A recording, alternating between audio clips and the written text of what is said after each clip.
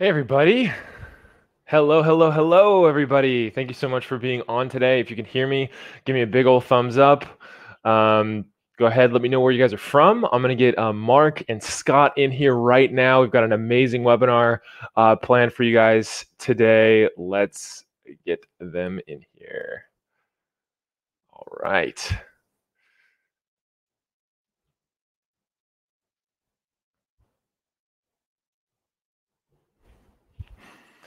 Yeah, so if you guys can hear me loud and clear, let me know. If you guys are able to see. Hey, Mark, how's it going?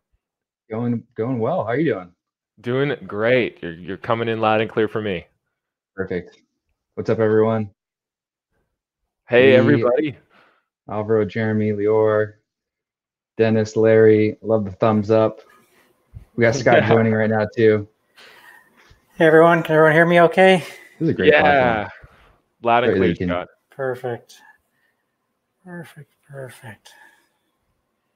Amazing. Well, thank you guys so much for being here today, and thank you everybody here for being in the audience. Again, just some kind of like housekeeping bits before we get started here. If you guys have questions, awesome. We're gonna do everything that we can to answer your questions at the end of this. We're actually gonna be doing a full-on Q&A, answering any questions you have about Kickbooster, crowdfunding, anything at all that we can support you with. So go ahead and use the Ask a Question tool. If you do put the questioning in the comments, I can pull that over as well. So no worries there. But again, we're going to save all the questions for the end of this. And we're graced today with two really incredible people. We've got Scott Adamson, one of the co-founders of Kickbooster, and we've got Mark Pecota, CEO of LaunchBoom. So thank you, both of you guys, for being there today. And for all of you who don't know who I am Tom Dodorian, CMO of LaunchBoom. Yeah, thanks for putting this together. It's awesome. And then Scott, is Scott on here? Yeah. Yep. I'm here. I'm actually not able to hear him. You can't hear him. Uh-oh. Let me see. Oh no. Can everyone in the audience hear Scott? Scott, when you're speaking? Can everyone hear me? I can hear Scott. I can hear everything. Maybe if we just get anyone in the audience, if you can give. Now we have all these thumbs up. I'm not sure what the thumbs up. Yeah, give us like a yes. Okay. Yeah, we can hear him. Okay. Yeah. Let me see. There's an issue on my side. All right, looks like everyone can hear me. Awesome. Well, let's see if. Here, guys, I'm just going to disconnect my headphones. Maybe it will make it work. Sounds great. So yeah, so while Mark's going to get through some of those technical difficulties, let me know where you guys are from. Where are you guys calling in from? Hopefully everybody's doing okay with COVID and all of that stuff. Again, sending you guys our our love and our support from across the world, or maybe right in our backyard. And so I hope everybody here is doing well. Another thing also that I'm actually going to pull up for everybody while we're waiting for Mark to get all that technical. Scott, can you talk? Oh, there we go. Can you hear me now, Mark? All good. Trying to make the headphones work, and of course, it made it more complicated. We're all good to go. Amazing. So I'm going to finish what I was saying real quick. So again, awesome. Look, we've got people from Bay Area, Idaho, Minnesota, Tennessee, Dallas, Budapest, Brazil, France, Mexico, Denmark. Wow, there's like people from all over the world on here. Really cool. But I wanted to like, again, thank everybody for being here, and I wanted to give everybody in the audience a nice. We're going to be dropping resources throughout this webinar for you guys, but one that I want to give you guys right now is actually access to our COVID-19 Resource Center. So I'm going to post a link in that. If you guys want to follow along, we're going to be sharing articles. We've got some more webinars coming up specifically in relationship to COVID-19. And so that's going to be our COVID-19 Resource Center, because there's a lot of hardship going on right now, but there's also a lot of opportunity. So we'll be sharing along stuff in there. So again, as a thank you guys for being here, hopefully this Resource Center will provide you with some much needed support during this turbulent time. So without further ado, let's get started. So I'd love, Mark, if you'd be willing to kick this off. Why Kickbooster has become a no-brainer for every crowdfunding campaign? Why is that? Yeah, first off, thank you everyone for joining. Super excited to do this. like you guys, everyone's probably sheltered in place, and I've been sitting in my office here for the past few weeks. It's really good to be able to connect in this way to people from all around the world. This webinar in particular, I've been super excited for. I've known Scott now since, I believe, 2015, like right around the time when LaunchBoom actually kicked off, and Kickbooster was just getting started around that time too. We actually chatted in like the live chat feature on Kickbooster's website because I was trying to figure out what it was all about. And back then, I'll let Scott talk more about specifically the ins and outs of Kickbooster in a second. But back then, I was really intrigued because Kickbooster was the first really affiliate or cashback program built for Kickstarter specifically when it started. And the idea of being able to empower the backers to share links and then get paid for getting other backers to back the campaign was really intriguing and something that had never been done before. It's come a long way since then. I actually wrote an article a few months ago, I think it was at the end of 2019, called exactly the title of this webinar, Why Kickbooster has become a no-brainer for every crowdfunding campaign. And really to kind of set the stage here, it's because it's become essentially a no-risk way to drive qualified traffic to your Kickstarter, Indiegogo, and actually Shopify sites today. And we're going to get into why. There's specific strategies that have worked really, really well that I'm not even joking. They're pretty easy to implement. And on top of that, going back to the no risk side, it's extremely affordable and mostly performance based. So with that, I say let's dive into it. Sounds good. Awesome. Yeah, thanks, Mark. You want to give us a little bit of a lowdown as to what LaunchBoom is, and then let Scott talk a little bit about Kickbooster?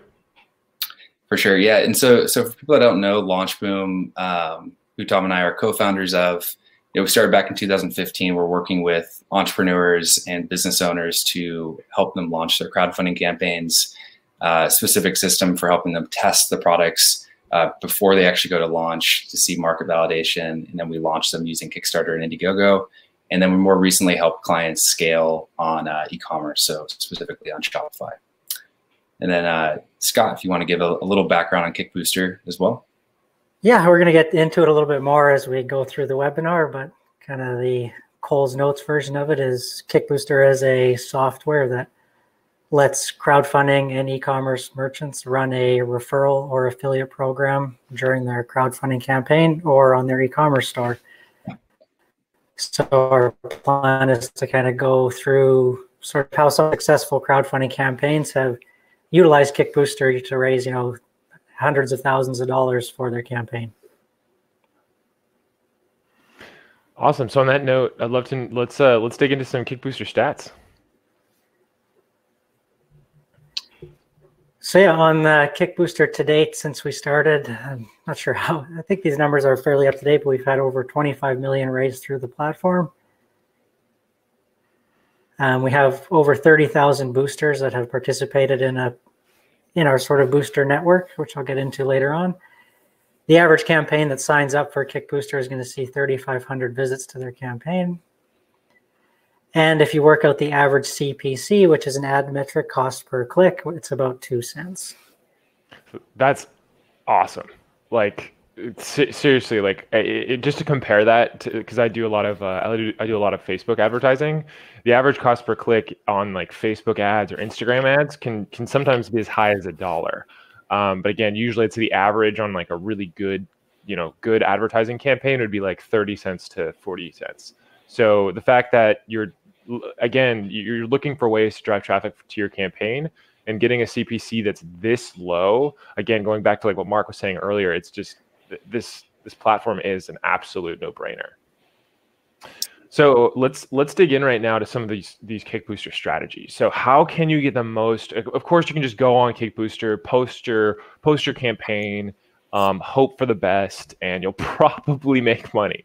But of course, with all tools, if you actually come at it from an intention with an actual strategy, you'll be able to really get the most out of this platform. And again, we've seen campaigns raise hundreds of thousands of dollars, up to I think millions of dollars just through Kickbooster. So as an addition to their campaign and in addition to those things, and we'll talk about those case studies and those specific results a little closer to that Q&A section that we're going to talk about today, but let's dig into some of these strategies. So the first strategy that a lot of times comes up is press coverage. So Mark, Scott, can you talk to us a little bit about how Kickbooster can be used to actually get you some press? Yeah, we're going to go through a bunch of different ways that some of the top performing campaigns utilize Kickbooster throughout their specifically crowdfunding campaign. And sort of one thing I want to kind of reiterate as we go through this webinar is that Kickbooster is a software tool. So it's a tool and it's only going to work as well and as effective for you the more effort you put into it. Whereas LaunchBoom is more of a marketing agency where they help you manage a lot of the different aspects and take care of it for you. Kickbooster, we're not an agency. We are a software tool that enables you to do certain things that you couldn't do without it. But if you don't do any of the work, you aren't going to get the full sort of return that you could possibly get. And the things we go over today are just sort of the top, I'd say, I think 5 things we're going to go over that the top performing crowdfunding campaigns use when utilizing our tool. So the first one a lot of people will utilize Kickbooster for is press coverage. A lot of people like to get press coverage or PR very early on in the campaign stage because it gives it a bit of a boost.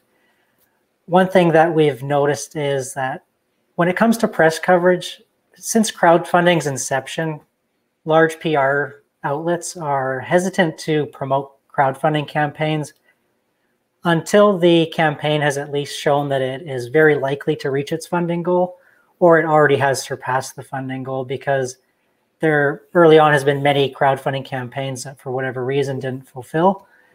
So we tell people to implement this strategy as they're getting very close to reaching that funding goal or have surpassed it. And you're going to get a lot better return on your outreach from these press outlets.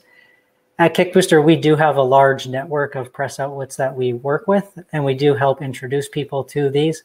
But it's also a very good idea if you have a network of articles and article sites that you think would highlight your product best, and to reach out and try to develop relationship with these outlets and get them interested in your product prior to launch. So when it does come time to engage them, they're already aware of who you are, so that you can introduce them to Kickstarter or to Kickbooster. And with Kickbooster, you're actually able to, it's sometimes hard to get them to write about your product because they get pitched with so many ideas. And the way that our popular campaigns utilize Kickbooster is they actually generate a unique referral link and allow these press outlets to generate a commission for traffic they successfully drive to the campaign. So it's a very basic affiliate relationship, but it incentivizes the media outlet to write about you because now they can monetize their content. And that's the biggest thing that these large media outlets are trying to do, is they're trying to figure out how can we monetize our content.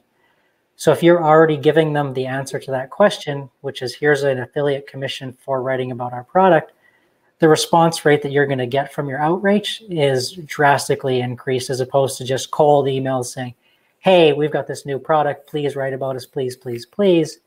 Instead of all take from your side, now you're offering something in return. So you're developing a bit more of a relationship, and you're going to get a much better return on that. And Scott, just to clarify for people, can you let them know how the commission structure works on Kickbooster, and how you can set that in the back end? Yeah, so the commission structure is, so every campaign owner is going to know their margins differently. So they're going to know what they can offer affiliates. So basically our default is 10%, and that's 10% of every generated sale. So if they don't generate any sales for your campaign, you don't pay them anything. But for every sale, you set a commission that you're willing to pay for that sale. So if you leave it at the default of 10% and they sell $100 worth of product, you're going to give them $10. We find that for larger media outlets, if you have the margin to do so, it's better to go up to the 15 to 20% because it just incentivizes them more to write about it. But that's going to really depend on the value of your product, what your sort of average cart value is or average pledge amount, and those things kind of factor in. But that's very specific per campaign and per product. But that's sort of our basic guidelines. Yeah. And just on LaunchBoom side, what we've experienced and seen is, well, actually even going back to the issue or the challenge for most crowdfunding campaigns is, they want to get press, and the option is either, you hire a PR agency, which can be, anywhere from like, let's say $5,000 on the low side to $20,000 on the high side. You don't really know what type of coverage you're going to get. It's not guaranteed in most cases. So typically the budget for PR is something that's kind of like an afterthought, or something that they wish that they had. But I wouldn't recommend for most campaigns putting money into PR unless you have quite a large budget. And I found that Kickbooster to be a really great answer to that, to be something that's much more affordable for campaigners to use, to get, in a lot of cases, pretty similar results. I wouldn't say that, like Scott said, it's definitely not guaranteed that you put it on Kickbooster and you're going to get picked up by all these different media outlets. There's still work that has to be done. But it is a tool that can be really, really effective. Just to give some examples of what we've personally seen at LaunchBoom for some of our clients, I'll give the example of Stealth Wallet, which I have right here. Awesome minimal. I love that thing. I got one as well. Yeah, which is great. Great client, great product. On Kickbooster, we rose $25,000. Largely, I'll be honest with you guys, we didn't really do too much outreach on our own. This was largely due to us putting it on Kickbooster and then getting access to their network, which, Scott, you would call your Super Booster network, or just like the network. I'm not entirely sure what you're calling it these days. Is it the Super Booster network? It's a ever-changing title, cool. but yeah, just our sort of booster network. The booster network, exactly. So network of people that are looking for products to promote. And some of the people that are promoting it are these press outlets. So we got Gear Junkie, Man of Many. I'm actually going to pull up a list here. Inside Hook. Inside Hook not only wrote about it, but also generated $4,000 in sales just from that article that they wrote.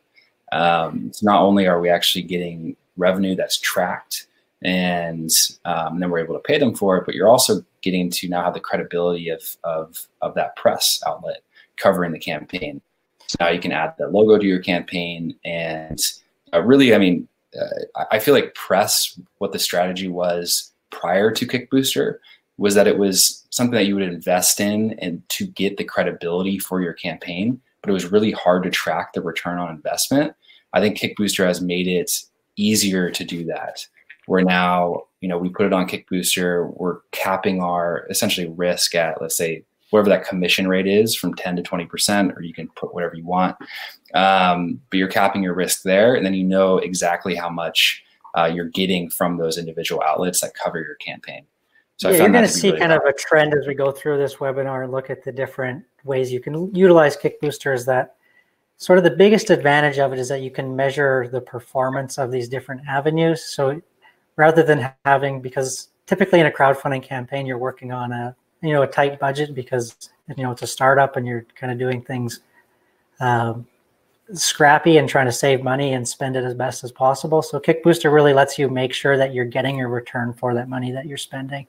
You're not being asked to spend thousands and thousands of dollars without knowing if that is going to provide any value in return. So it kind of de-risks a lot of these solutions for you. Yeah, well said, guys. And it's such an awesome platform for that reason. So let's move on to the next strategy, which is affiliate automation. You guys have kind of covered this a little bit, but if you guys want to really summarize how cool that the dashboard is, the ability for an affiliate to come in there and utilize the platform, would love to know more about that. Yeah, I'll just kind of run through this one quickly. It's not so much a strategy, but just how easy that Kickbooster is to use. So with Kickbooster, you take your Shopify link, your Kickstarter link, or your Indiegogo link, you drop it into our sign-up form. You go through, I'm going to say if you've never done it before, you can probably get through everything in less than 5 minutes. And at that point, you have your entire affiliate program or referral program set up and ready to go. So that includes a dashboard for you as the campaign owner, a sign-up page for you to invite people into your network, and then all of your boosters or affiliates or that are going to participate in your program, they have their own login where they can monitor their performance individually. So it's just really quick and easy to set up. It's not something that's going to take you, a week to plan and figure out what you're going to do. 10 minutes, you can be up and running. You can even customize your landing page, and you're just ready to go with it. You've got nice dashboards to monitor everything. Your boosters have a dashboard where they can see, a big thing is transparency, seeing, how much they have raised in their own dashboard. And that also keeps them motivated. If they're doing really well for your product and they see that money coming in, they're going to want to continue to promote your product. So that's, it's just really quick and easy to set up. Yeah, I can definitely attest to that. And the other thing is, prior to Kickbooster, I remember we were setting up our own referral tracking workarounds, doing God knows what, using tracking links for Google Analytics and trying to pull it into spreadsheets. I'm not even going to get into it. Let's just say it was way more complex what we were trying to do, or we were trying to use Indiegogo had a way to track. They still do have a way to track referrals, and they would essentially tell people how to run their own referral campaigns, but nothing is as easy as Kickbooster. Not even close. So again, I highly recommend it for this reason as well. So next strategy, you guys have kind of touched on this from like a press perspective, but I know as an affiliate myself running Tom's Finds and things like that, the custom affiliate activation is a super cool strategy. You guys want to talk a little bit about that? Yeah, when it comes to sort of custom affiliate activation, a lot of people, I touched on it at the start of the webinar, that the success of using this tool and just crowdfunding in general is going to be the amount of pre-planning and effort that you put into it. I mean, if you're looking at launching your crowdfunding campaign, which is probably the reason you're on this webinar, you've done a lot of research and you've looked at current campaigns that are running right now that have raised, 6 figures, and you've looked at ones in the past that have raised, that 6-figure mark, and you're probably using them as your benchmark to help plan the campaign that you have upcoming. But one thing people often overlook is they don't really look at the work that went in prior to hitting that launch button and just how much goes into it. And so with Kickbooster, the way we recommend to people is you really want to understand the types of people you want promoting your product ahead of time, and getting that list together and building those relationships prior to launch. So that way, when it is time to launch, all of the people that you want promoting your product. So we see campaigns that do really well. For example, we've had some campaigns in the camera, photography, videography space, that they'll line up blogs that they know will write about their product. They'll line up YouTubers, because YouTubers get a really good conversion as people that can promote products, because they can write about them and the description underneath the video. They can provide actionable links in that description. And then in the video, they can review the product essentially. And typically YouTubers have a very strong community around them if they have a good subscriber base. And we find that converts really well. So it allows you to really kind of curate your affiliate network and manage it yourself. So, but that all goes into planning ahead of time and figuring out who are these people that you ideally want to get your product in front of. And that's kind of basic business. It's something you've already done ahead of time, probably, as you understand, who you're trying to get this product in front of, who your buyers are going to be. But then taking it one step further and figuring out, well, who are the people that those people take advice from? Which blogs are they reading? Which YouTube videos are they interested in? And then trying to develop a relationship with those people and get them into your affiliate network to promote your product. And you're going to see really good success if you put the effort into that ahead of time. And it really does snowball, because you might have a YouTube video that goes viral, and the average person gets, say 10,000 views on a video, but this one goes to, 1 million views, and then press outlets pick it up because it hit 1 million views, and it just snowballs. Like we saw that with the SwitchPod tripod that got a few of the bigger YouTubers in the photography space to write about it. And then, one YouTuber saw that this guy reviewed the product, so then another one reached out because he wanted to do it. And then a couple PR agencies saw all the YouTubers writing about it, so they wrote about it. But the people who ran SwitchPod were very smart, and they knew, okay, we need to target these key people in this space and get our product in front of them. and that's just all goes into the planning. And Kickbooster handles all the automation for you and lets you just kind of focus on finding those people, building that network, and then you just have to get them to sign up, and it's all taken care of and managed in Kickbooster at that point. A specific example that I can even provide is so at LaunchBoom we actually have like a B2C platform called Tom's Finds. Yeah, we'll post a link to that. So yeah, tomsfinds.com. I'm Tom. Fun facts. And so one of the things that's interesting is I'll have campaigns reach out to me saying, hey, like I like we want to like jump the line and like get in front of your community sooner and get on your page sooner. So we're going to give you a higher commission than we're giving like everybody else. So like I've had people come to me and say, hey, like, we're giving everybody 10%, but we'll give you 20%. But we want you to jump the line, and you have that ability in Kickbooster to use that to attract your star affiliates, right? That and activate them. And I've seen that happen a lot, especially through Tom's Finds.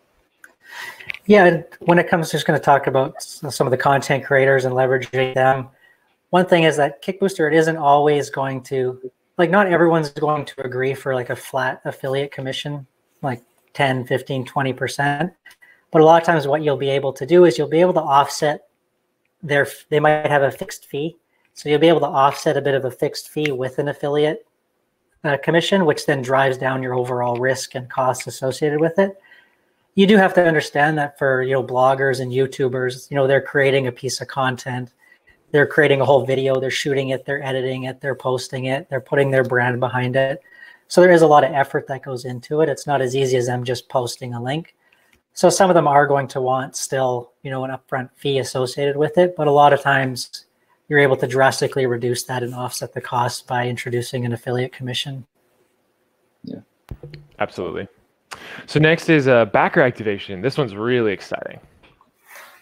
So yeah, this is one we see that a lot of the big, six-figure earners use a lot, because maybe Mark can talk about this a little bit more after I'm done, but a big part of running a successful business in general and crowdfunding is building your audience and turning that audience into customers.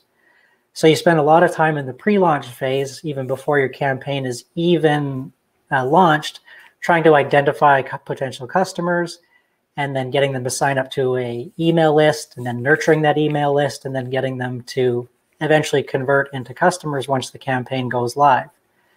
Once it goes live, if they do pledge, now you're not really asking any more of those people till you have a new product or you have something else. It kind of dies off there. People that have a lot of success where they run a referral program, and we call it sort of backer reactivation, where they now ask backers, hey, thanks for supporting our project, join our referral program, and for everyone you send to our campaign, you can earn X% for every successful referral. So now it gets all of these people who are champions of your product, that you've spent a lot of time and money building this community. You can now get them promoting the product and get them excited and get them engaged and get them getting their friends involved. So that's kind of where you start to get the really low cost per click, is because now you're getting people to share it organically on their Facebook and Twitter. And I don't have the exact numbers. Mark can maybe touch on it, but when someone is referred a product by somebody that they're friends with, friends or family, the percentage of conversion on that traffic is considerably higher than just an ad they see online and clicking it. And in an e-commerce life cycle, you have more time for the customer to go through your typical sales cycle, where it might take a few months to purchase. But with crowdfunding, it's very urgent because it's time-based, right? Typically, if you're running a Kickstarter or a traditional Indiegogo campaign, there's a set time limit. So there's a sense of urgency you're trying to get people to pledge for. Yeah, exactly. I think most people have heard, the adage that, the best advocates are your actual customers that have had a great experience. And we've seen it even with LaunchBoom, where most of our referrals for new business has just been word of mouth or clients referring other people to us, which is great. And the same is exactly true for Kickstarter, Indiegogo, and e-commerce sites. just some specific strategies that have worked well here. Well, if you think about it, when someone backs a crowdfunding campaign, they back a crowdfunding campaign, they're essentially just sitting there until we tell them to do something else, or we tell them that we're going to be shipping the product. Kickbooster is a reason for us to reach out again and to, as the slide shows, like backer activation. We're trying to activate them to now take more actions and get them more involved in this campaign. Because another part about crowdfunding that is so cool and what makes it work so well is that it has a sense of community, the sense of everyone's in this together to rally around this campaign and bring this project to life. So not only are we allowing them to share this campaign, we're allowing them to earn some cash back for doing so. We found that on crowdfunding, using the campaign updates, so that's when you actually post an update to the campaign that's both public and then it gets sent to all the backers via email, letting them know that they can sign up for Kickbooster and then earn some percentage of cash back, can be really effective. Also on Kickstarter, you can do direct messages to people, so you can send them individual messages, letting them know that, hey, they now have the chance to earn cash back. On Indiegogo, you actually get the emails of backers. So we found that email campaigns can be really powerful as well after they back the campaign, letting them know that, hey, they can earn some cash back. And then also adding it to the campaign too. So on all the campaigns that we use Kickbooster, which is literally every single campaign we do, we also add a banner to the page that links to the Kickbooster, the custom Kickbooster site for that particular campaign, so that people can sign up to be to get their link to share. So we found that all those strategies to be really, really effective. And I mean, at the end of the day, it's not that difficult too. So, I mean, I know that Scott has talked about, like, it is how much time you put into this really makes the difference, which is true. But these are pretty simple things to do that can actually have pretty big positive results for the campaign. Yeah, massive impacts. Yeah. So we've kind of talked about this a little bit. I know Scott was talking about preparing, right? It's all about the pre, even at LaunchBoom, we're all about the pre-launch. And so doing that prep work can make a really big difference. Scott, can you tell us a little bit about how you can almost do like an affiliate pre-launch, or use Kickbooster to prep your influencers? Yeah, I mean, we kind of touched on it, but you are able to use Kickbooster prior to actually launching your campaign. So it allows you to start building your audience before you've launched the campaign. So we kind of have a bit of a life cycle inside Kickbooster, where we have sort of the pre-launch phase, we've got the during campaign phase, and then you transition to the e-commerce phase, where you can use it on an e-commerce store, Shopify right now. So that's one of the nice things about our tool, is you can use it. You can transition these affiliates, across all the platforms nicely, and you can manage it all in one place. So that's all we really need to touch down on pre-launch. I'm not going to go into sort of the details of how to build a pre-launch list and how to market that, but Kickbooster is a tool specifically that enables you to, basically you can use Kickbooster prior to actually launching your campaign. It doesn't need to start there. We sort of help you from the pre-launch phase all the way to e-commerce from an affiliate referral standpoint. Yeah, and just one thing to add on this, and I know we were definitely touching on this in the last slide as well, but again, that example of Tom's finds, which Tom was talking about, we have campaigns reaching out to us like weekly about this in pre-launch. So like pre-launch is huge for a campaign to be successful in building up a community, but just I want to stress this because it's so important. It's the work that you put in up front that can have the most impact on the campaign being successful. So really don't overlook this. The pre-work is the most important. And the fact that Kickbooster has this capability is huge. Yeah, I think one thing is a lot of people, you guys at LaunchBoom know it well, but I would say that from my experience in dealing, we've worked with, thousands of campaigns over the years. The ones that do the best on any crowdfunding platform, I would say about 70% of their work is done prior to launching the campaign. Yep. And again, this doesn't replace a full pre-launch. It beefs up the pre-launch. So I wouldn't bank an entire campaign on an affiliate pre-launch. I just think that that's like part of the puzzle, right? You still need to, again, like everything we preach at LaunchBoom in terms of building that massive customer list and then activating that list, very important. But this is a fantastic way to like take that to a whole nother level. Mm. Yeah. So next, let's talk about brand awareness and nurturing. What's the value of using Kickbooster to do this? Yeah, we kind of touched on it a bit with the PR, where now you can, if you're able to land some PR by using this, you're now able to say that your product or your company has been featured on companies X, Y, Z, and there's a lot of value in that. Whether it drives direct conversions or not, that's stuff that you'll see on every top product website. Has as seen on or featured on, or that's a logo that you will see on their website for probably the rest of time, right? So it helps you just get more brand awareness out there. It gives you credibility. And then sort of the nurturing part is just how you can keep that community from the pre-launch phase all the way through e-commerce. And you really want to build a bunch of champions for your, not product, but for your company. You want people that are just excited about everything that your brand does. So the more messaging and more communication that you can provide and more touch points for these people, the more excited and the more interested in your company they're going to be. And I mean, there's a fine line between, spam and then not sending, or sending the right amount and spam. But what you have to understand is the people that think they're getting too much information about your product, they're going to just unsubscribe from all of your communication. But then the people that really love your product, every time you tell them something about your product or what you're working on, they're going to get excited. And those are the people that are really building that strong community, because they're going to tell their friends, or they're going to give you feedback. And those are the people you're really worried about.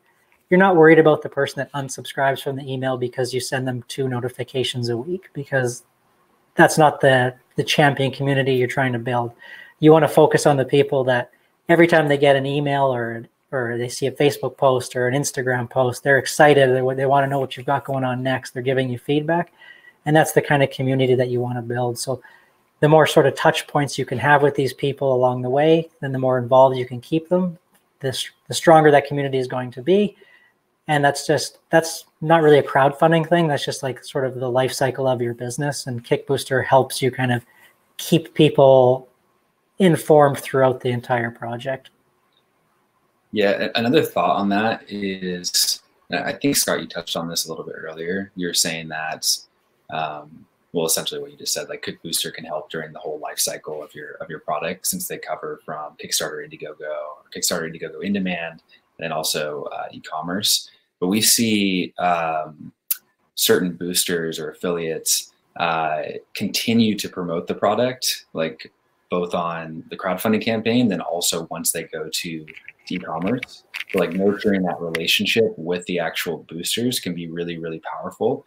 And Kickbooster allows you to do that. And it's like the way for you to get in, and then it's up to you to, nurture that relationship. But if the booster is seeing good results, like they're sending a lot of traffic and then they're getting paid out, 10 to 20%, whatever you want the commission to be, and they're seeing money go into their account, they're going to be much more likely to continue to promote it. But then also, like we've seen our clients, for example, I'll just use Stealth Wallet as an example again, because I used it earlier. They've had multiple pieces of content written by the same boosters. One on their Kickstarter campaign, another one on their in-demand campaign, and now that we have them on e-commerce on their Shopify store, they're just continuing to write content at times. Also, with new products come out, we now have that relationship. So I feel like I can't stress it enough that Kickbooster really allows, it makes it easy for you to not only start these connections with boosters, but then really nurture them. One thing that I want to dig in on here, which is not actually listed on the slide, so you guys are getting a bonus strategy right now, which is like a COVID-19 bonus strategy, is like, again, how many of you guys know about production companies that have been affected by COVID-19, right? Like right, I know, like, again, like being able to like shoot videos, shoot content, all of that stuff. I mean, production companies are like really struggling right now because they can't get models, they can't get stuff done. You know, you can't have large crews. So how do you get content that you're ultimately going to put in your ads, put on your campaign page and stuff like that?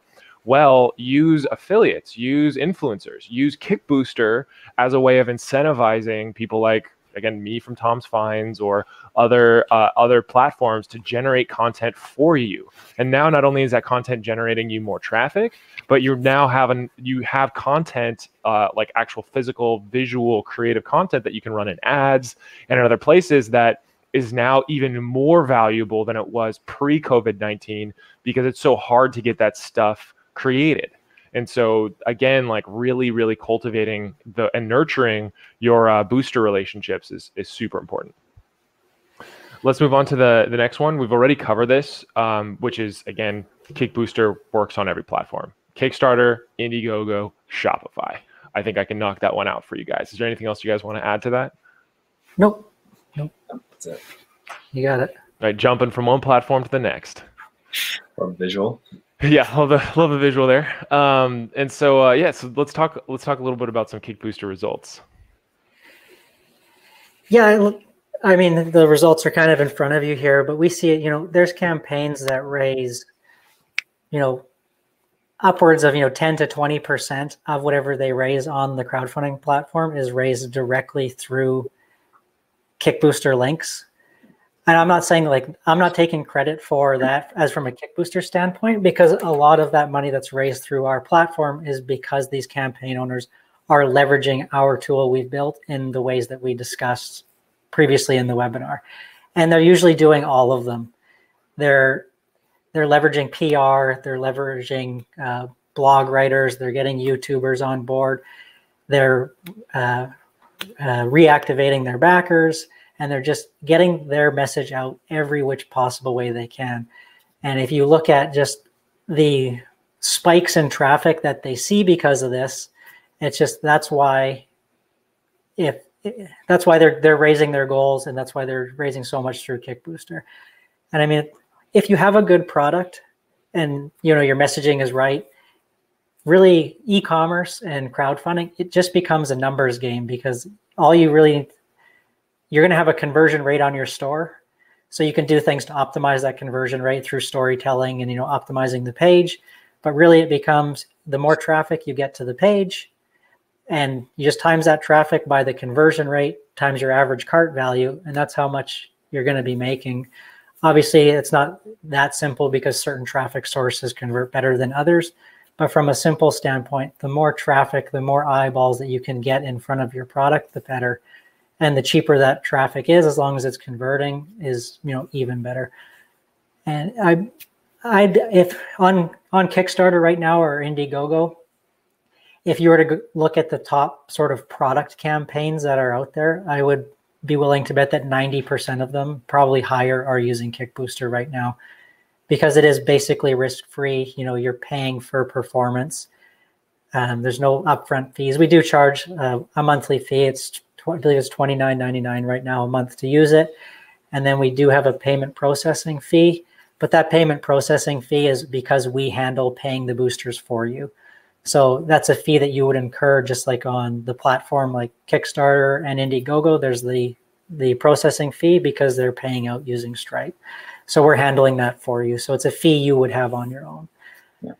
So it's really risk-free, and it's just a tool for you. If you sign up for Kickbooster and it does nothing for you, doesn't work at all, you've lost $29. Yeah, exactly. If you don't have $29 to invest in Kickbooster, you probably shouldn't be launching your crowdfunding campaign. Yeah.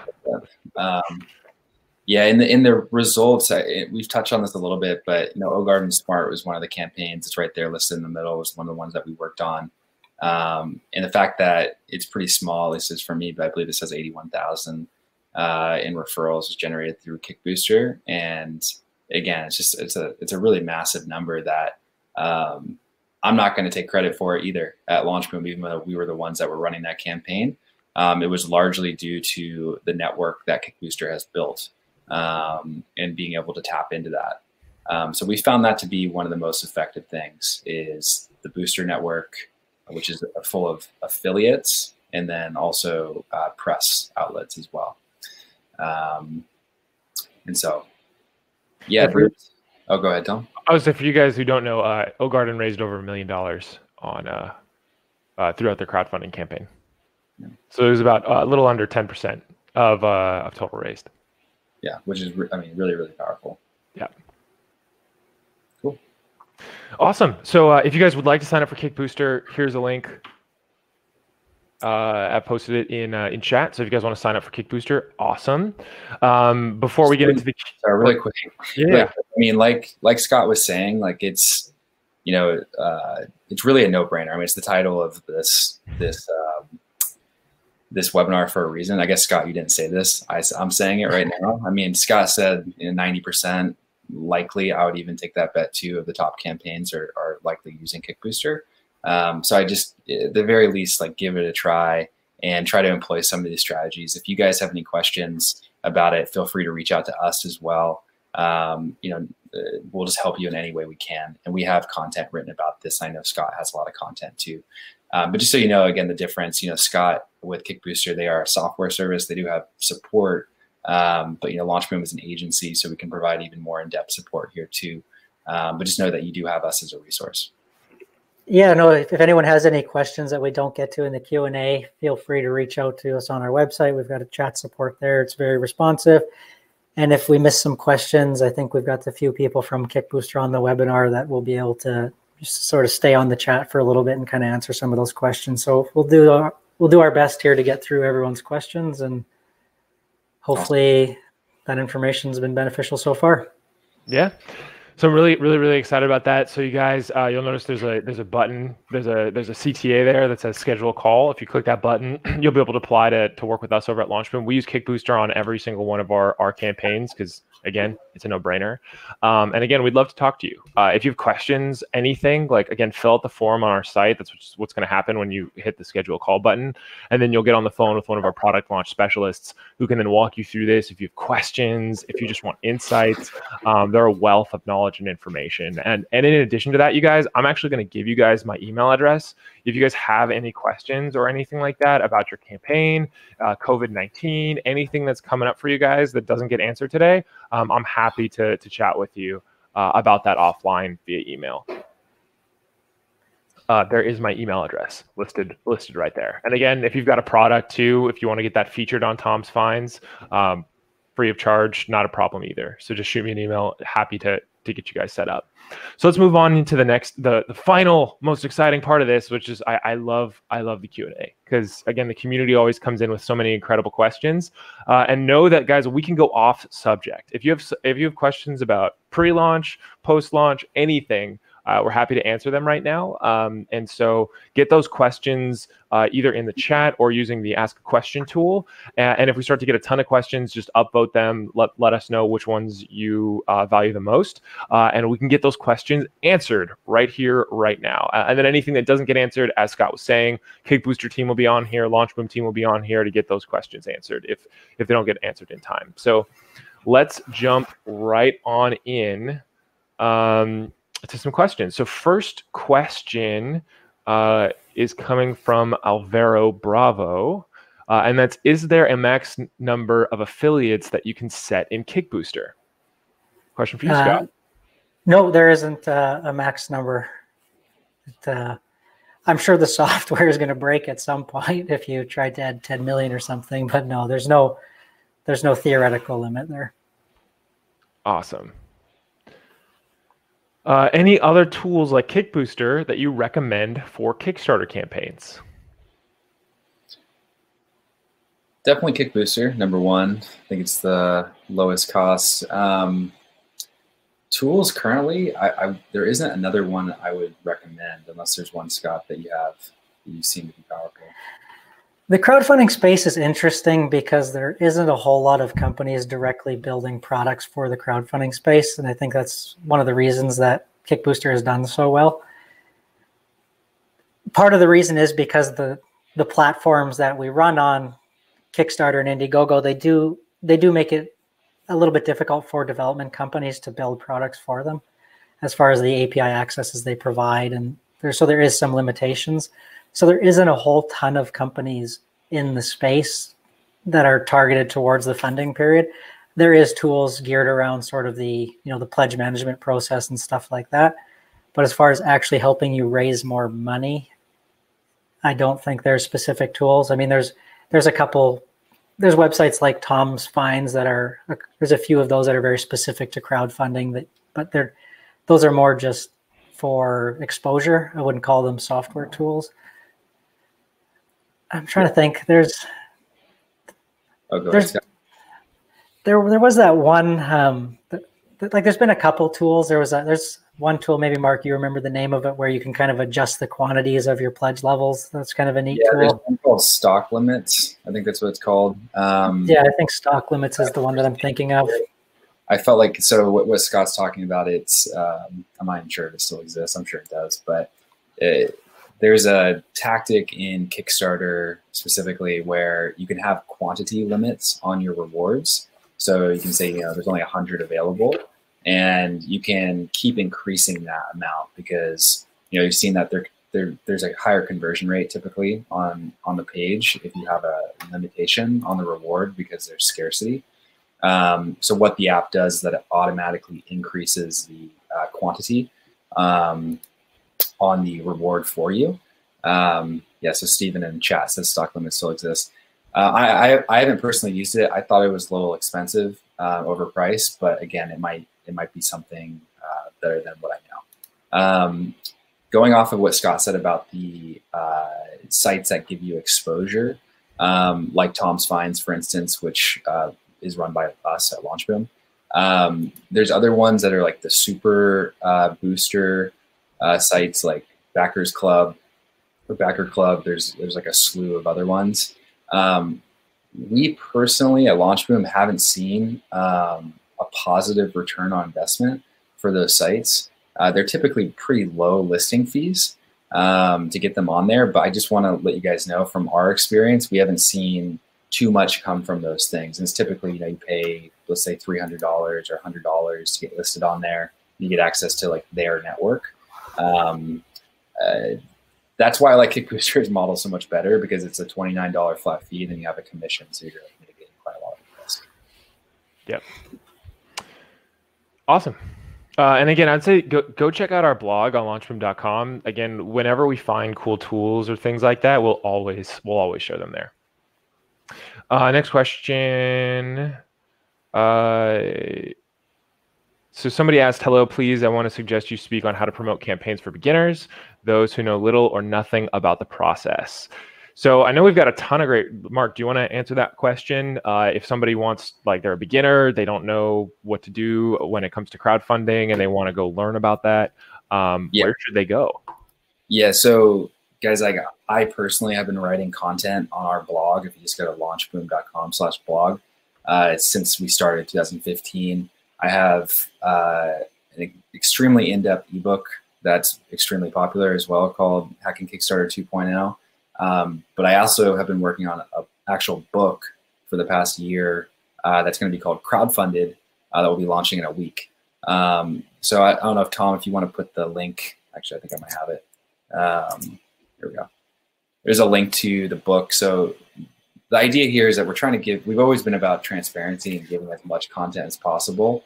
I think there's unfortunately a lack of integrity a lot in the crowdfunding space for quite a lot of companies, and there's a lot of lack of transparency as well. And we've always tried to kind of allow you to look behind the veil. So check out the blog. The book is even more in depth, and then we're working on the academy too. So academy is going to be like a video course that you get the masterclass on crowdfunding that will be coming out in the next few weeks. So be on the lookout for that. But right now, the blog is the most relevant. Blog at the book, yeah. And Academy, we're looking to get that done in the next couple of weeks. If you guys registered for this, you'll probably get an email from me talking about Academy when it comes out, as well as about the book when it comes out. But if you want to make sure that you're in there, be sure to click that link that Mark posted and register so that you are in the VIP. You are in the VIP list. Awesome. Next question. How do we? So this one's from Bamboo. How do we find blogs, news sites, press outlets that will use Kickbooster? I would love to see the list. I have the Mark Smith TI campaign currently running on Kickstarter. Kickbooster has been great here. And in the past, the problem is I haven't had much success getting blogs, news sites, and other press outlets to use Kickbooster. Yeah, so I guess it depends. Like, are these blogs that are like you've reached out to them and they're not willing to flat out write about you? Or are you looking for, how do you find blogs that, how do you identify blogs that fit your product? I guess there's kind of two parts to that question.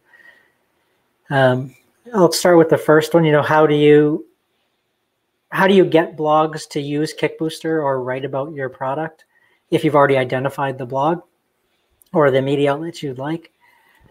Again, there is so many websites on, okay, he said they don't want to use Kickbooster.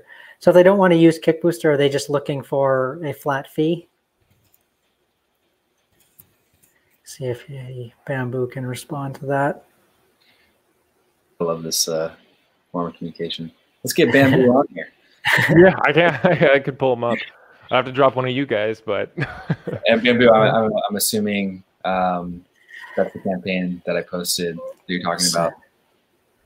Yeah, I mean, this is awesome. I love this product. This is super cool. If they don't like referral programs, they're typically just wanting a flat fee to promote the product, or they don't feel comfortable, or their typical form of communication is they aren't used to selling to their audience, and they're scared by selling something to their audience that they are going to come across as if it's not a genuine referral. So a big part of it is looking at what kind of content they create, and then helping to sort of plan potential content for them that you think would fit with your product, and sort of solving that problem for them, being like, hey, I see this is kind of the typical content that, and I'm making the assumption right now, like at a minimum, they're interested in potentially writing about your product. You guys are just trying to figure out the logistics of it.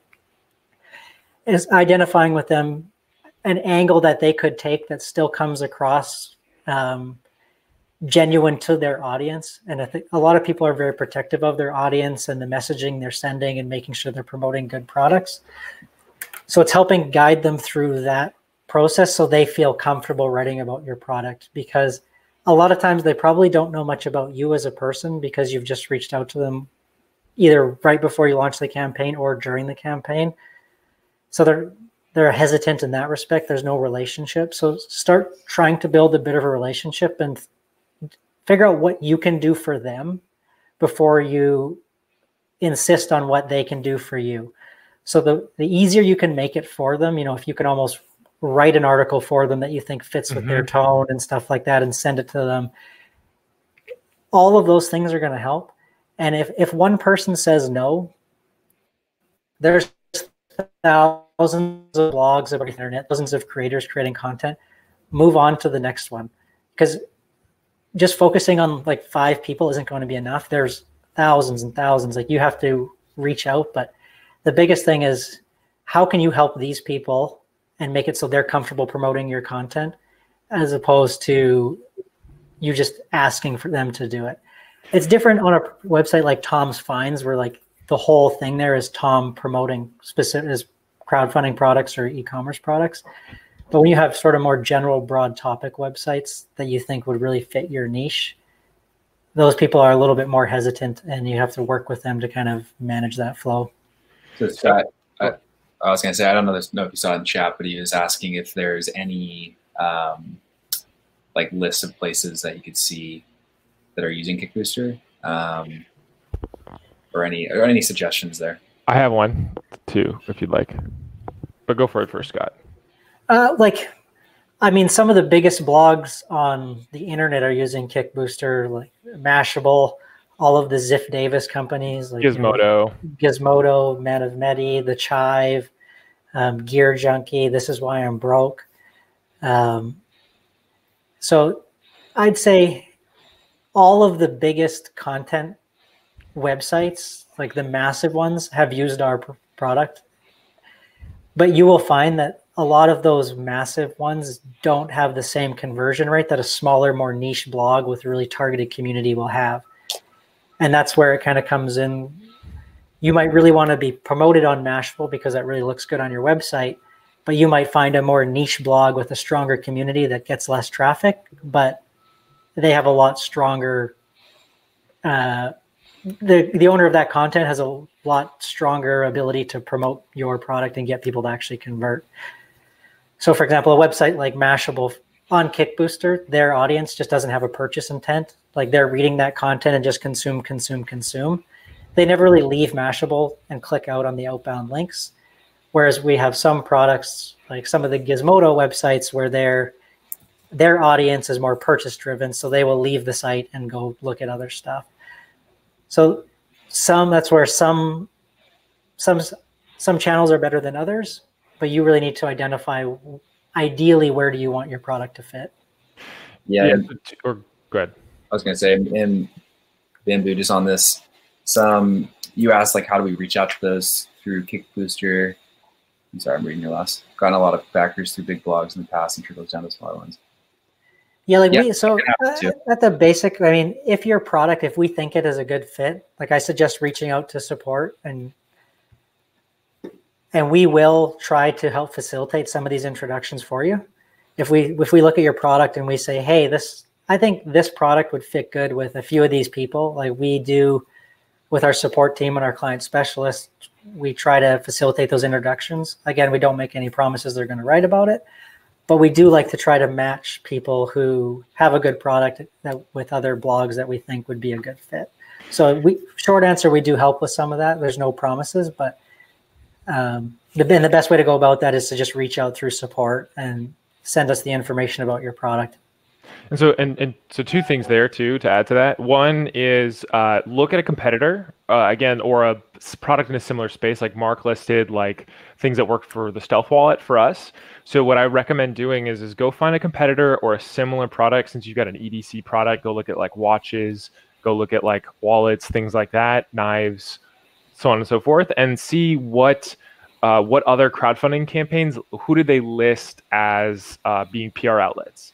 And then go after those people. So you can use other crowdfunding campaigns as kind of like the guinea pigs for you to know who to reach out to. That's what I would recommend. And no matter if you're, again, I'm seeing like an underwear product, no matter what the product is, go look at a similar product. I know there's high heel, campaigns that were on Indiegogo and Kickstarter. Go look at that and then see who featured those and go and go from there.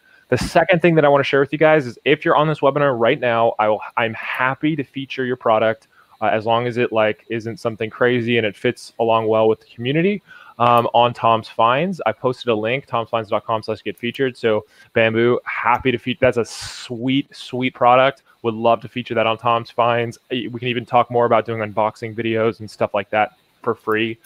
Just go ahead and fill out that form, and then Cameron from my team will reach out to you and get a call set up to get all that stuff figured out.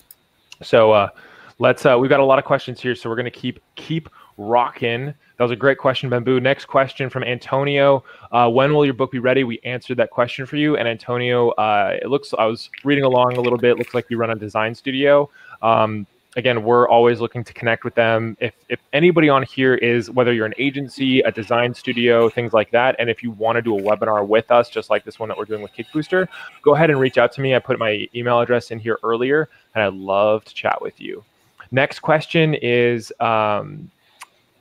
this one's coming in from Matthew Adams. Is the Kickbooster platform completely passive, or can you actively message boosters? So yeah, with Kickbooster right now, you can't actively message boosters within the platform, but if a booster signs up through your landing page and gives permission for you to communicate with them, you will get access to their email address, and you will be able to export that information and communicate with them however you do it, whether it's through an email marketing software or just sort of direct communication. We aren't able to provide, like if someone from our booster network just signs up for your Kickbooster campaign and wants to promote it, but hasn't come through your specific booster page, we're not able to give you that email information due to sort of email privacy and GDPR compliance, unless they specifically say, yes, let's open it up for communication. And we do find that happens sometimes when we facilitate introductions to some of the blogs. Sometimes it makes sense for us to remove ourselves as the middleman and just let you guys sort out the situation. But that's part of it. So no, you can't communicate directly within Kickbooster. And if permission's provided, you do get access to the contact information. Awesome. Great question, Matt. So next question is coming in from Eric Green. I'll actually answer this question myself, maybe with some support from Mark. Is this a good time to launch a test boom campaign with everything going on with COVID-19? So for all of you guys that don't know what a test boom is, so for us at LaunchBoom, what we'll do is if you've got a cool product and you're not sure if it's going to do well or not, or you'd like real data to identify how successful it will be, we before moving into our LaunchBoom system or our ScaleBoom system, we'll put everything through our test-boom system where there is a small upfront fee and then a couple $1,000s in ad spend, and we can use that to identify your cost per acquisition. So we can get real data on how successful your campaign will be prior to even launching a crowdfunding campaign. We also use that to develop your messaging, positioning, landing page, all of that good stuff, your creative assets, so that when you move into a full launch, you're like ready to go and you're geared up for success. That's what's allowed us at LaunchBoom to be able to ensure such a high win rate on all of our projects. And so the question is now a good time to launch a test boom? Absolutely. I would say now is like the best time to launch a test boom. We're actually passing more test booms than we have any other quarter right now because advertising spend is so low. It's really like it's not as competitive right now, and we're not seeing crowdfunding slow down. Again, if you're in certain industries, so for example, if you're like, a travel product or something like that, we are seeing those get hit really hard. But if you're an awesome product, even bicycles are crushing it right now. Board games are crushing it. If you're a solid product and you've got a great unique selling point, then now is a fantastic time to launch because less people are advertising. So you're able to get in front of more people. And then second is especially if you're a new essential. So there's like a category that we're branding like new essentials. So things like at home, yeah, it's like, I can talk about it. Go for it, Mark. Yeah, I mean, it's actually Klaviyo, the email marketing company, that's branding this, but New Essentials is like activewear, at-home office, there's at-home fitness, things that, are all selling out on Amazon. But just to add on to what Tom was saying, and I'll try to answer someone else's question in here about the current coronavirus situation. First off, I mean, this is crazy. I mean, it's crazy for everyone. We've been following it really closely because, of course, like our business is affected by it too. I'm also trying to remove my own bias as, the CEO of an agency. Like, we need campaigns launching to keep our business running as well. But the article that I posted a little bit ago in chat, I posted last Thursday. So it's really up to date. And it's all data focused. So it's pulling data from Kickstarter that they've posted in terms of what they're seeing on their platforms, BackerKit, what they're seeing on their platforms, also what we're seeing in our campaigns from ad spend, from pre-campaign spend. So I actually have data in there that you guys can check out. But the short answer is yes, it's still a good time to launch. Yes, it's still a good time to do a pre-campaign. And test, absolutely. And I'd say test even more than pre-launch, just because testing's fantastic now because people are not having to shell out for the full price of the product at this time. So even better to test than launch, and launching is still great. Awesome. Thanks, Mark, for answering that question. Next one is how can a campaigner get access to the booster network? 30,000 plus boosters, I believe. Would that be a paid email blast, commission based, etc.? That's from Amit Dwara. Well, when you sign up for Kickbooster, you do have the ability to add yourself to the marketplace. So if you go, I think it's kickbooster.me/marketplace. We might have changed that. But basically, we have a directory of all the campaigns that want to make themselves visible to our network. So, I mean, that's the primary way to do it, is just make yourself visible on that network. And then we do have things such as weekly newsletters we send out. And again, if we see products that are a really good fit, we will do some introductions for you. But step one is adding yourself to that marketplace. That's going to get you great exposure. And then, so check out that. You can kind of see what that's all about. on that page, people have the ability to sort by, amount boosted, amount raised, the platform it's on, how much time it has left in the campaign. And then the second one is through our emails that we send out. And then the third one is we will introduce people if we feel that there's some good relationships that we can set up for you. Yeah, awesome. Next question's coming in from Jacob. If I already have started putting together marketing and pre-work like videos, photos, Kickstarter page design, etc., and then decide to use LaunchBoom, will LaunchBoom use those assets, or will I start from scratch again? So that's a great question, Jacob. It really depends on how good those assets are. We like to be data backed. Again, even Mark talking about COVID-19, we're here to use data backed decisions. We're not going to sell you on something you don't need, especially right now. And so if you don't need a video or things like that, we have packages and we'll, of course, decrease the price in order to compensate for that. However, of course, if we start advertising, we can use your assets and get real ad data behind it. And if we see that those assets just aren't cutting it, they're not converting, we'll let you know and then empower you to make the best decision possible using the data that we have. Mark, is there anything else that you'd like to add to that? No, I would say that the biggest thing to stress there, though, is that the fact that we do both the advertising and the creative in-house allows us to, again, back our creative using data. So what that means is that we're putting advertising out there using specific messaging and creative, and we can see how people are actually responding to that, and then we can apply that to the creative that we build. So it's a lot more effective. Yep, well said, Mark. Yeah, because that's the thing is we don't outsource it. Like we have it all in-house, which is great. And we're going to talk a little bit about Kickstarter video and stuff. I saw another question coming about that, but I want to answer Steven. He added on to this question, which is depending on your answer, what if we were 90% of the way there as well and we want to access your digital ad audiences? Yeah, we do have an AdBoom program where it's literally just performance marketing as well. And so my recommendation, Steven, is get on the phone with our product launch specialists. And we can always, again, there's so many ways that we've work with people and things like that. And we want to support and see you win. And so get on the phone with our product launch specialists. Let's talk about it. Let's see where you're at with everything. And we'll be able to do everything that we can to support you in having the biggest campaign possible.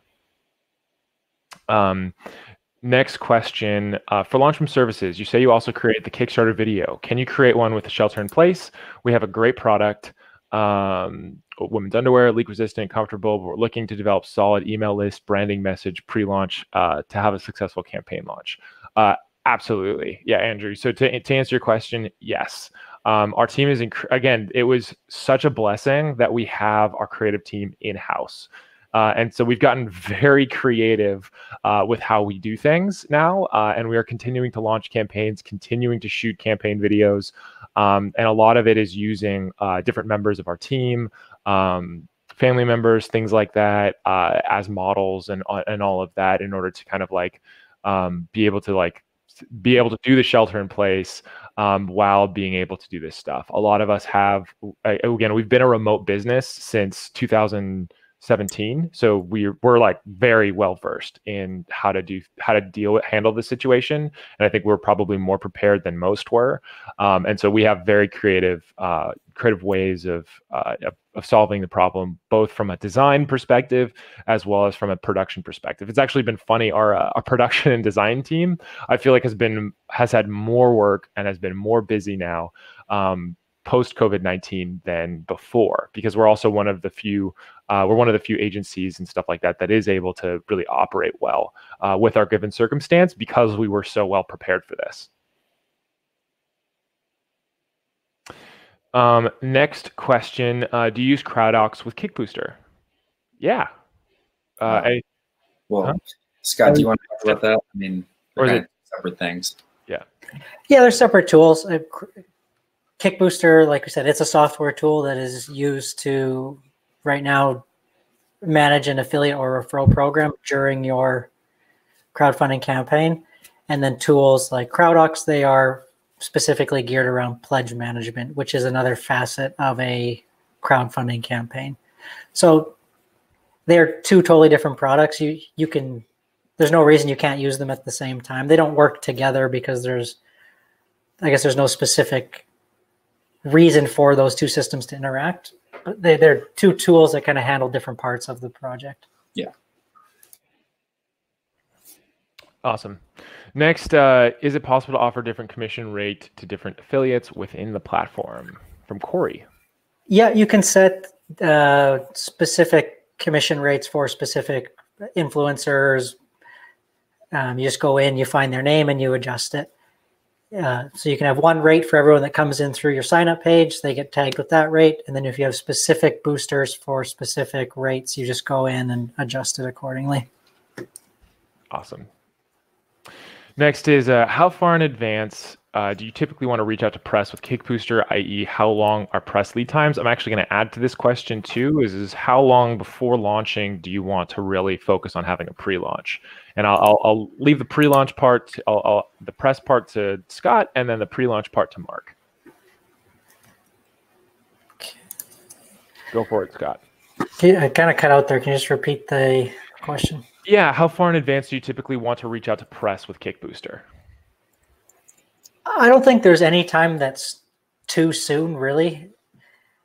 Everything's time sensitive, and you only have so much time before you decide you're going to do a crowdfunding campaign and launch. But sometimes these relationships are going to take a while to develop till they're at the point where they're going to be interested in writing about your product. So I'd say there's no time that's too soon.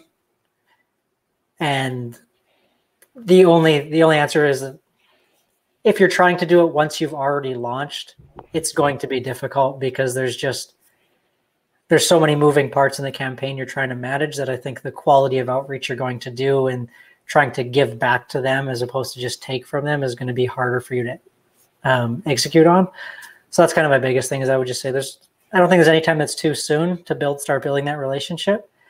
And Mark, you kind of mentioned it. Once you build these relationships with these people, they're not just a one-time relationship for you. They might write about your Kickstarter campaign. And if you launch another campaign on Kickstarter, they'll write about that. And if you go to Indiegogo, they might write about that. And if you're on e-commerce and you have a Father's Day sale, they might write about that. So these relationships, it's worth putting the time into building them properly.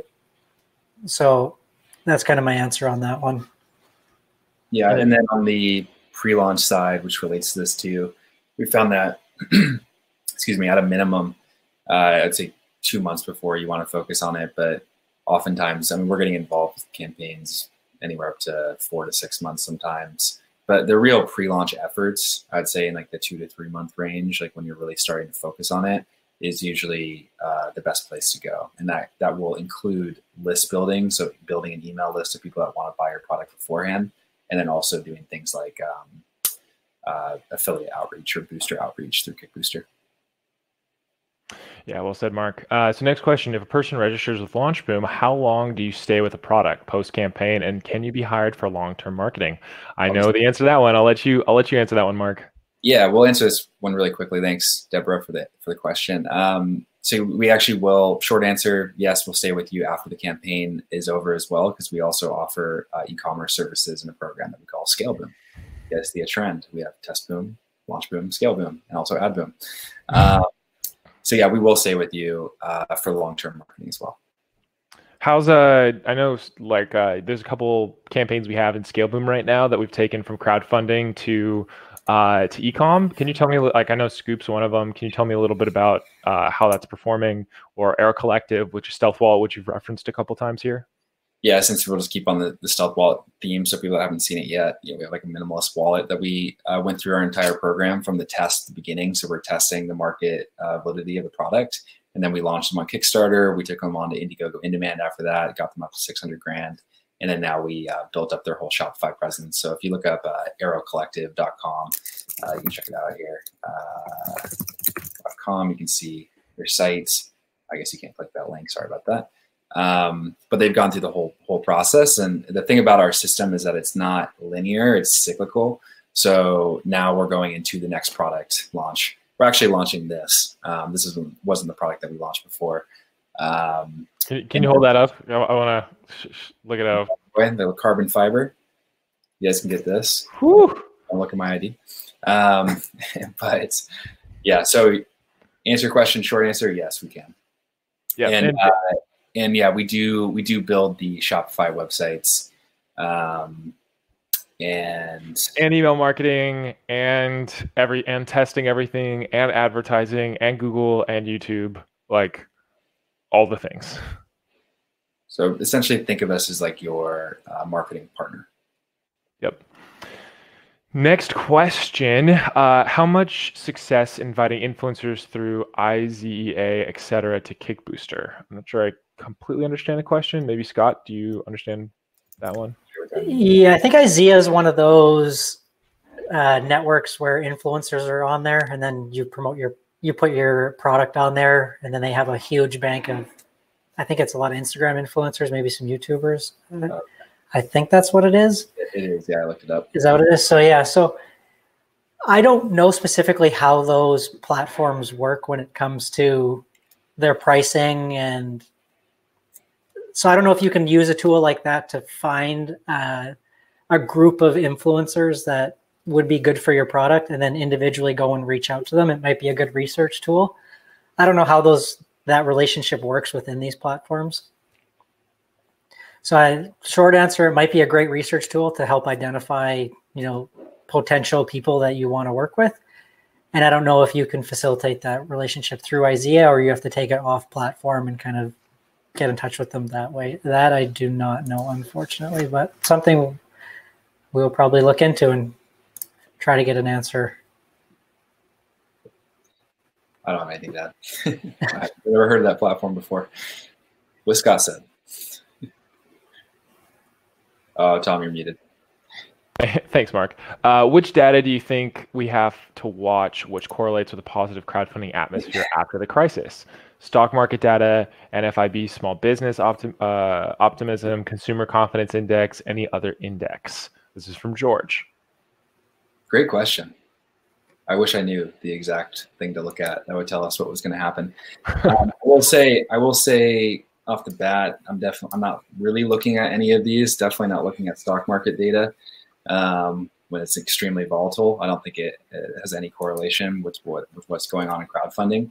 The other thing is you got to remember that crowdfunding, it represents a very small subset of the entire e-commerce market.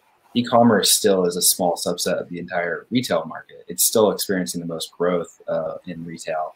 But what I mean is that crowdfunding is like a very niche community still, which is part of the reason why it's so powerful to launch your product there, is because the people that are on crowdfunding tend to be motivated by things that are like the average consumer isn't motivated by.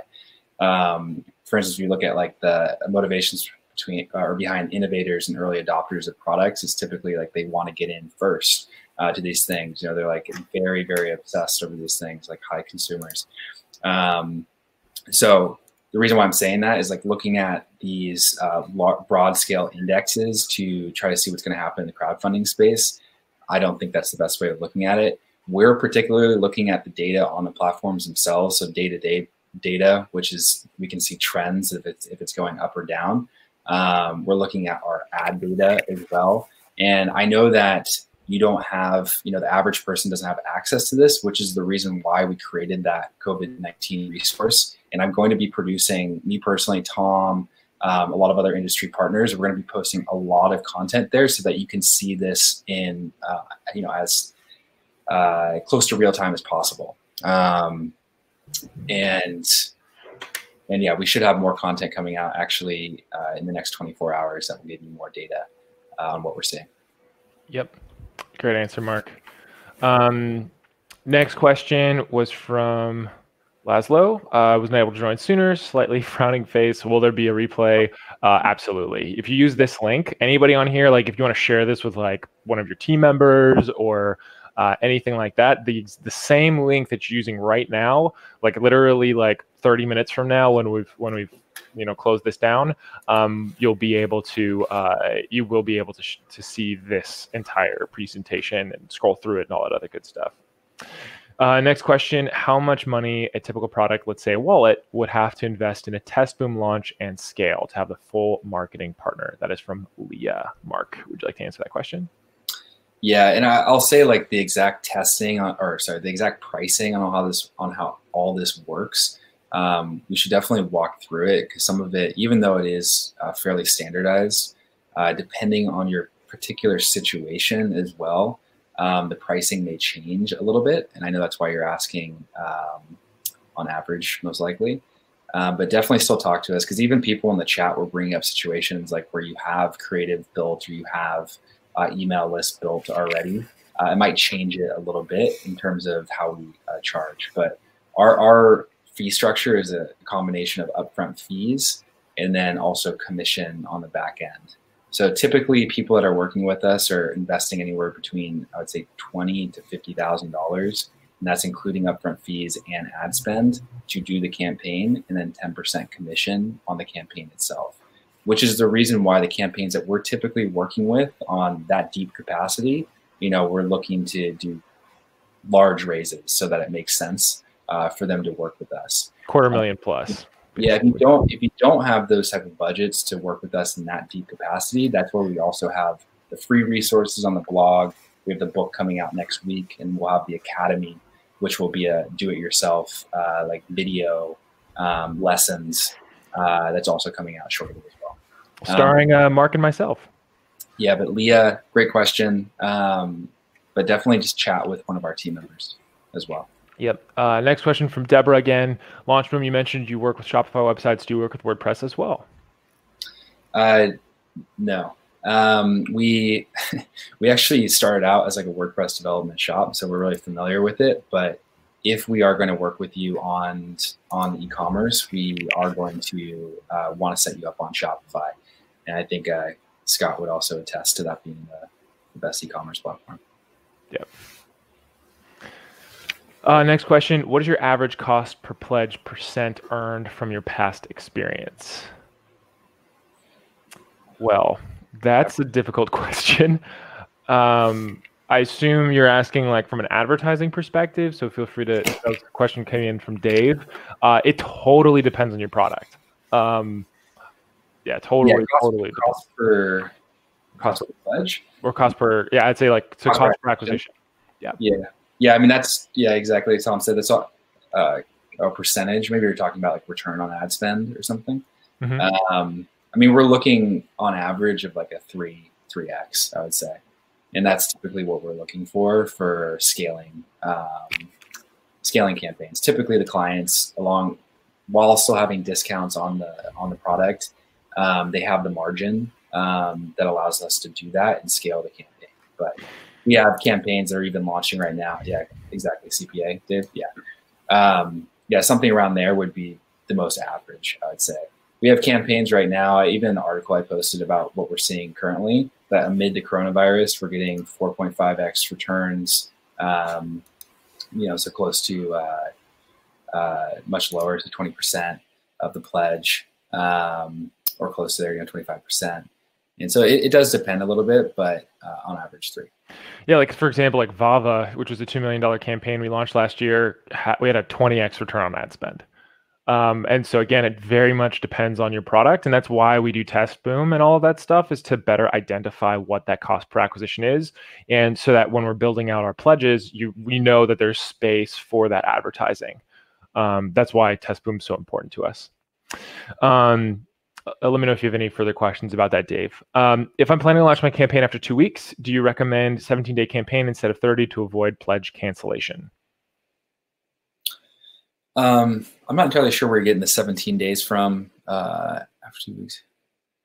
The pledge cancellation, I'm really not too concerned about that happening. If again, I would want to ask you some more questions, Adnan, about is it in concern to the current situation with coronavirus? I mean, I don't know if you're still in chat, but I wouldn't recommend doing the shorter campaign. We've seen 30 days to be the right amount of time to take advantage of both, the boost that you get at the beginning with the launch, which typically lasts, the first couple of days, but to that week. And then that middle period might give you some chance to do some more outreach to people on PR and just kind of like rework the campaign if you need to, or continue to drive ads. And then you have the ending like week, which is really largely urgency based.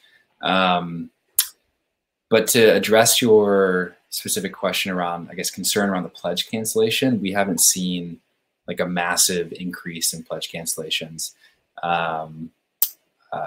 because of what's going on. And I'm just assuming that you're talking about the coronavirus. Yep. Well said, Mark. Next question: if you're looking at having bloggers and YouTubers work with you on an affiliate basis during the campaign, don't you need to already have product in hand for them to use on their blog/YouTube? And how many do you advise? This is from Deborah. Yeah, typically you're going to get the best results if you do have some kind of prototype of the product available. And I think for a lot of people, they do typically get a certain amount of sort of pre-production samples created. So I would recommend when you are getting your pre-production samples created, get enough so that you have the ability to send some of them around. We've seen people that get a lot of them made so they can send them to people and they can keep them, or they do it where they don't have as many and they'll send them with prepaid return postage so they get sent back, or the people even forward them to another influencer, another content creator down the line. And they basically say, hey, we'll give you one once we get the actual production sample out. So that's typically how most people handle it, is they just increase the volume of production samples that are getting created and use those to send them around. You'll notice in a lot of these reviews, people mention that say, hey, this is a sample. Things are going to be slightly different. I'm assuming this is going to get tweaked or that's going to get tweaked, yada, yada, yada. So that's typically how they're handling it. Yep. Well said. Looks like this might be our last question. Hello, you got a point about the higher exposure because of the low spend while on the pandemic. There would be room for digital paid apps, crowdfunding projects, focusing on surviving rather than supporting non-tangible products like an app. So basically, I think what Andros is asking is, are people willing to back applications and things like that versus tangible items? Again, I'll answer that question. I think it really depends on your unique selling point, right? Like if you're an app, like airline travel app, you're probably not going to have a good time. If you're like help you connect with your friends and family during coronavirus, you're going to have a great time, right? If you're like Zoom meetings or Crowdcast or things like that, you're going to do incredibly well. So it really, I think, depends on your kind of a USP or what makes you special. Yeah, just really quick on that. I mean, we personally don't work with apps just because we haven't found them to be able to raise as much as what would justify our fees to work with us. That's the main reason why we personally don't work with them. I mean, if you look at on the crowdfunding sites, the categories for apps are much lower in funding amounts compared to other categories. So it can be a little bit more challenging, but I would say that's why we recommend investing a little bit in the pre-launch, especially behind ad spend. At least putting a couple grand in ad spend if you really want to find some statistically significant data to see if people are actually looking or interested in backing your project on crowdfunding. And we have a lot more content on how to specifically do that. So feel free to reach out to myself or Tom, or just check out our blog, and I can point you in the right direction there. Yeah, I think the best performing products on these crowdfunding platforms are typically physical products. Yeah, that's what's going to do the best. Apps, I could talk an hour about why apps don't succeed on these platforms, but it's just you got to think of crowdfunding for products as essentially you're pre-purchasing a physical good at a discounted price. And that's sort of the biggest thing, is people are actually buying something, whereas with an app, you're typically trying to get people to just help support an idea. And maybe that's where crowdfunding started, but now it's transitioned where it's essentially a pre-purchase of a product at a discounted price. Yeah. Yep. So we're going to answer 2 more questions and then we're going to call it for today. And again, guys, thank you everybody for being on here. If you hit the schedule a call button, you'll be able to book a call with us to be able to ask more questions. And if you do have more questions on here, we will have people on here trying to answer them as best we can. But again, hit that schedule a call button, that CTA at the bottom, so that we can talk to you and support you in the launch of your campaign. Whether you're launching, next week or you're launching, a year from now, we'd love to chat with you to see what would be best. So that would be great. So last 2 questions. First is, do you have stats from backers around the world? Who backs the most? How, where to target a global product? Yep. Leah. Answer that real quick. So, the most is the United States, and then Canada is also in there as well. You see a lot in English-speaking companies countries, UK, Australia, but by far the largest market is the United States. You can target people just by having them on the platforms themselves, so by getting on Kickstarter and Indiegogo, having a popular campaign by building a pre-launch email list and sending traffic there, getting funding, you're going to go up in the rankings, and then you'll get access to the people that are just naturally on the site looking at things. There's people from all around the world looking at them. I mean, even just look at on this crowdcast right now, we have people from literally all around the world. So you're also tapping into a market just by getting on the platforms, but advertising is another way to target different countries too. Yeah, from an advertising perspective, US is usually top. Then it would go like USA, Canada, UK, Australia, New Zealand, Ireland, Germany, Singapore, Hong Kong. Those are all like kind of like the top spots. Cool. Final question: is Kickbooster good for relatively small price items like books? Yeah, if you have the right audience, it doesn't really matter what the product is, as long as it's a product. Like we've seen some people that launch actual books that do really well. Some of them are like these journals. There's a bunch of different takes on different types of journals. I don't know if anyone's familiar with John Lee Dumas, Entrepreneur on Fire. He launched a product on Kickstarter, which was a journal, and I mean the thing went crazy. So yeah, books do really well. Obviously, due to their smaller price point, you have to sell more of them to get the big campaign raise. But if you have the right product and the audience, there's no reason why a book and smaller products don't do amazing well. I mean, and Mark's talked a bunch about a wallet. A wallet probably costs less than a book sometimes. Yeah. We actually launched a planner too called Evil Planner. Is it the most crowdfunded planner of all time? Or is it it's pretty damn close. It's well over $1 million. It's called Evo Planner. And so yeah, there's lots of cool fun strategies you can do in order to make that happen. Like another one of our top crowdfunding campaigns of all time was Backblade. That was a hilarious, fun product. It does exactly what it says. The back shaver for men, and that was like a $30 average order value. And so you can absolutely succeed with low price points, but it is, of course, it can be more challenging without not having that room for margin. Sorry, just one last thought on this. I mean, the difference between planners and books, I think, can be pretty large in terms of what's going well on crowdfunding. Planners, like we said, like we've seen a lot of success with those, but like an actual book, a fiction or nonfiction book, although there have been some campaigns that have done well, I think they're largely due to them already having a massive community to send traffic to the campaign. We've found it to be pretty difficult to launch books. I mean, I'm launching a book in a week and I'm not launching on Kickstarter. You might think that's hypocritical, but I don't think that it's the best place to launch a book personally. And I mean, based off the data that we've seen. So that's the reason why we're shying away from books on crowdfunding sites. Well said, Mark. Well, awesome, everybody. Again, Scott, Mark, thank you guys for all of this incredible information and knowledge. Again, this is going to be here for, this is here for a very, very long time and all of that stuff. And thank you guys so much for being a part of this.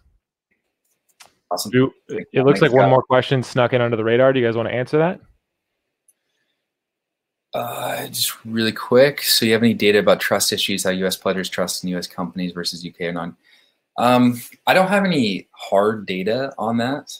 George, that's a great question. I would say that there are definite major advantages of being a U.S. company. I think one of the biggest ones is that it shows up in the U.S. currency on both Kickstarter and Indiegogo. Even though Kickstarter and Indiegogo do have like real-time conversion going on, like let's say that you launched in Australia, so your campaign is technically an AUD.